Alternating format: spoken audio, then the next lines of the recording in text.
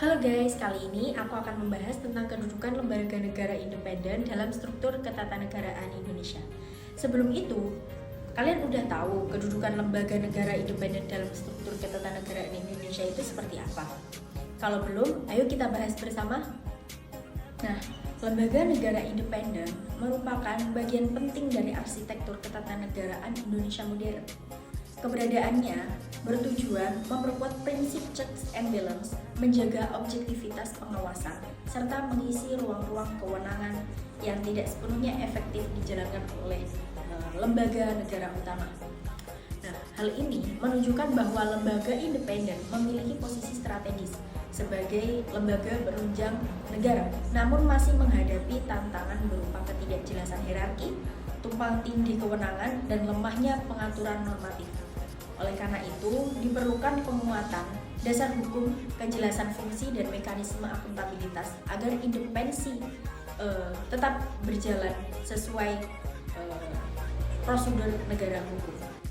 Dalam praktiknya, lembaga negara independen dibentuk untuk menjalankan fungsi pengawasan, penegakan norma, penyelesaian sengketa, serta perlindungan kepentingan publik pada bidang tertentu. Beberapa contoh lembaga tersebut antara lain adalah Komisi Pemilihan Umum, Badan Pengawasan Pemilu, Komisi Pemberantasan Korupsi, Komisi Informasi dan Komisi Penyiaran Indonesia, Ombudsman, dan Komisi Yudisial.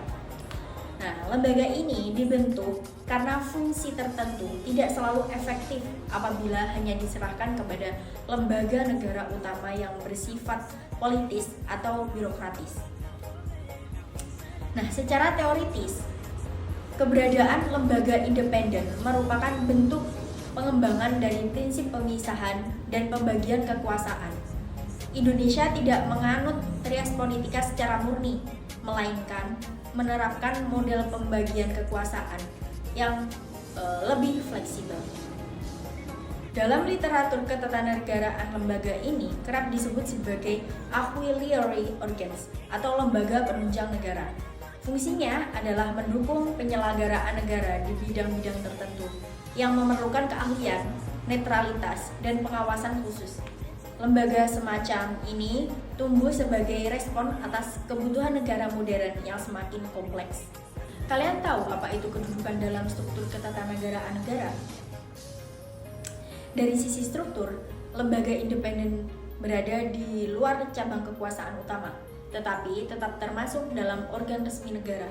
Nah, oleh karena itu, kedudukannya tidak dapat dianggap sebagai lembaga swasta atau organ non-negara. Ia adalah sebagian dari sistem ketatanegaraan negara yang berfungsi sebagai penunjang, pengawas, dan pelaksana fungsi tertentu yang tidak dijalankan secara optimal oleh lembaga utama. Fungsinya, lembaga ini memiliki peran penting dalam menjaga keseimbangan kekuasaan. Yang pertama, lembaga ini menjalankan fungsi dan pengawasan terhadap jalannya pemerintahan agar tetap sesuai dengan hukum dan kepentingan publik.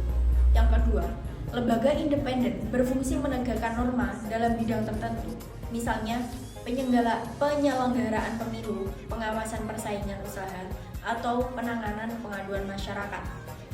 Yang ketiga adalah lembaga ini memperkuat kepercayaan publik terhadap negara karena diharapkan bekerja secara netral dan profesional. Meskipun memiliki peran yang strategis, keberadaan lembaga independen di Indonesia tidak lepas dari problematika. Salah satu persoalan yang sering muncul adalah tumpang tindih kewenangan antar lembaga. Karena jumlahnya cukup banyak dan dibentuk melalui dasar hukum yang berbeda-beda, batas tugas antar lembaga seringkali tidak tegas. Akibatnya, konflik kewenangan antar organ negara sulit dihindari. Tidak semua lembaga independen memiliki pengaturan yang kuat dan eksplisit dalam undang-undang. Bahkan, sebagian pengangkatan pimpinan lembaga masih sangat dipengaruhi oleh kepentingan politik, sehingga mengurangi makna independensi itu sendiri. Nah, untuk memperkuat posisi lembaga negara independen, diperlukan beberapa langkah, yaitu pengaturan hukum harus lebih tegas agar kedudukan dan kewenangan masing-masing lembaga itu jelas.